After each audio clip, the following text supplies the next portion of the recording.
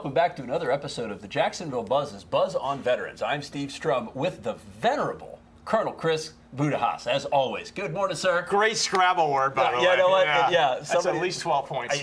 Unless you put it on the little star, and then it's worth like 5,000. Oh. And with us today, we have Les Davis from Les Be Friends. Morning, sir. Good morning. So first and foremost to both of y'all gentlemen, thank you very much for your service to our great country. Army guy, Army and Marine guy. And you're here to talk about what you're doing to give back to the community and a little hobby that you have that never goes bad. Yeah, we started the, we bought it for our first beehive last year, started it. It's really just a hobby for us. You know, most of our honey goes to family and friends, all around the city. Well, I know we were talking a little bit offset about challenges of transition. And I know that this is a hobby, this is a give back. Yep. You work for a major logistics company here in Jacksonville, serviced our country, done a lot of stuff, came here to Florida, and you noticed that there's struggles in transition of military guys. I know that that's something that was very important for you to talk about this morning. So walk us through that. So early on, when I was working for a trade school, we started a recruiting effort for veterans. And this was in about 2005. What was happening was the wars were going on, and so guys were coming out, and we seen as they were coming to school there were some issues. You know, whether it was TBI, which I don't even think it was diagnosed back then, but PTSD was, and so we had to adjust some scheduling. We had to bring in some counselors so they wouldn't miss school. So we really set up some things to help them be successful on campus. Because there was, I don't think there were a lot of people ready for it, which it sounds kind of odd after being like Vietnam or anything. But we seen some things, and we just really tried to help them get through school. And it was a trade school, diesel mechanics, three-rod building, things like that. So you're really seeing a lot of successes. And the one thing we know about PTSD is, and to keep them out of their dark space, those little victories.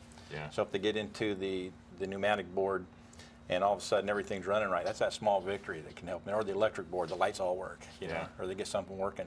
Those small victories keep them happy and keep them away from the dark space. So, then the veterans groups we started on campus, which is real important. Yeah. When we're around each other, we're better. Vets, we have a lot of experience. We all ate the same sand, so Well, and Chris, something that you probably have experienced in your leadership role, and of course, you coming from an enlisted guy to going into officer, you've commanded 3,000-4,000 people, and helped these people transition out.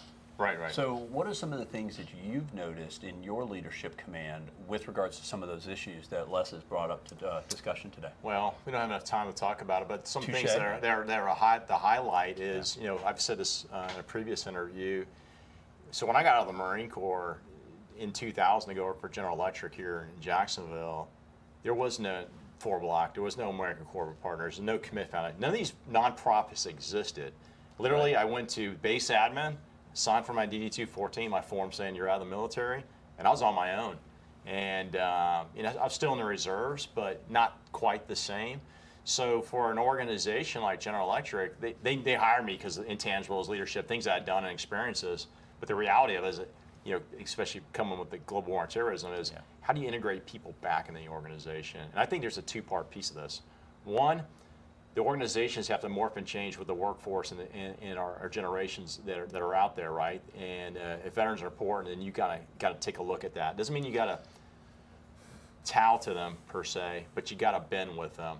And then the veterans have to, oh, by the way, they have to want to integrate too. You can't be reclusive. You got to put yourself out there. We've talked about this before.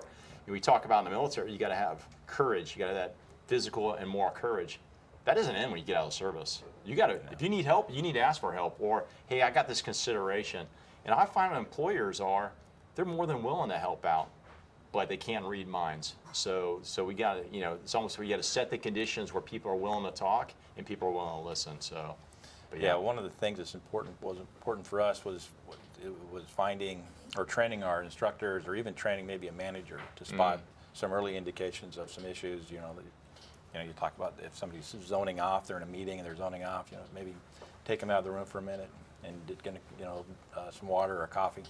Make sure they're okay. Just things like that. Just bringing them back to the focus so they can have a better day. I do want to make this comment for the people that watch our show.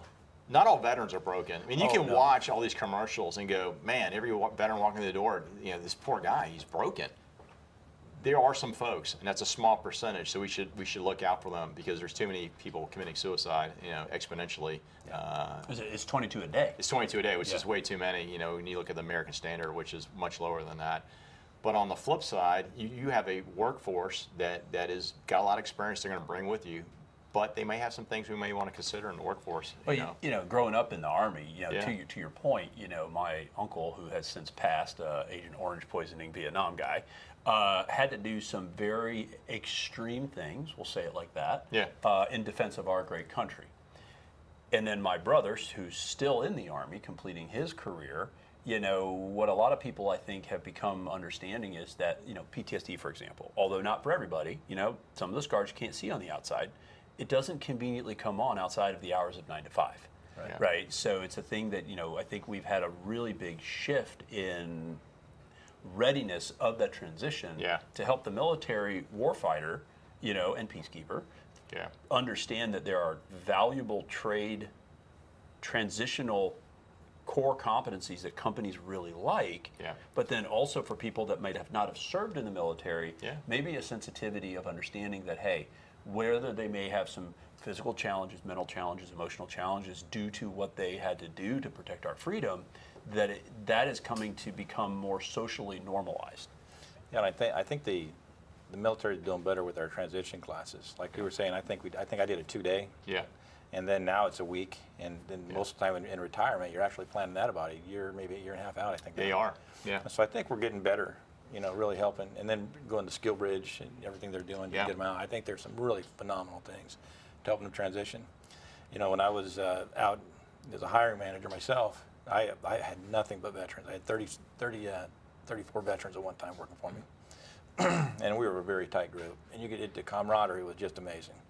And so there are a lot of good vets, like you're saying. Not all are broke, not all have issues, but all of them need a job. All of them need support. And so, especially during that first year of transition, because that's a pretty important year. That's huge, and I've mentioned this previously. I mean, a study I've seen multiple times, but it's around 73%. They say 73% of veterans come out of uniform, whether it's a 4-year enlistment or a 30-year career, will change jobs at least once in their first 3 years in, which means there's a mismatch between what I want to do, what I like to do, what I'm good at, this is the kind of person I'm hiring. So how do we kind of close that gap so you don't have that much turnover? That matters, right? One, from a business, because it's expensive to hire folks, and then two, from the veteran's point of view, I need stability in my life. A job is a part of that stability. So. Yeah, I like to talk about that with hiring managers too. We got to find the right fit. But just because we have a veteran that may have had a couple jobs in his first 4 years, he's just trying to find the right fit, and this might be the right fit. Right. So let's at least interview him and see what we can do instead of passing on him. Absolutely. Well, we could probably talk. You said not enough time to talk about challenges, good and bad, for people coming out of the military. But really appreciate your insight on what you are doing to kind of help with that transitional period. And of course, thank you to both you gentlemen for your service. Without your ability to do that, we don't have the ability to do this. So thanks for joining us today, Colonel Chris, as always. Good to see you. Guys, thanks so much for joining us. You bet. Thank you. Thank you so much for joining us on the Jacksonville Buzz. If you like us, share us. Remember, live with gratitude.